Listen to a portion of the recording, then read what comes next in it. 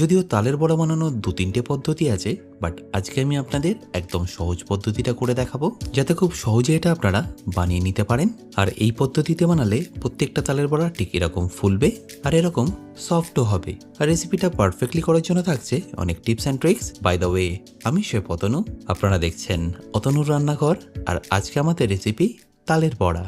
তাহলে সবার প্রথম আমি এখানে দুটো বড় সাইজের তাল নিয়ে নিয়েছি। কেনার সময় চেষ্টা করবেন তালগুলো যেন এরকম কালোই হয়, একটু লালচে টাইপের তালগুলো বেশিরভাগ সময় তেতো হয়, তাই কেনার সময় এটা অতি অবশ্যই মনে রাখবেন। আর তালটা ছাড়ানো খুবই সিম্পল। ওপরের যে শক্ত খোলাটা আছে সেটা যেরকম লেয়ার ওয়াইজ আছে, সেই লেয়ারগুলোকে এইভাবে ছাড়িয়ে নিতে হবে। তারপর এই কালো অংশটাকে এইভাবে টানলেই দেখবেন খুব স্মুথলি এটা ছেড়ে যাচ্ছে।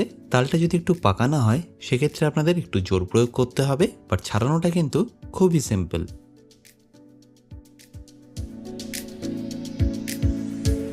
আর পুরোটা ছাড়ানো হয়ে গেলে তালের আটিগুলোকে আমাদের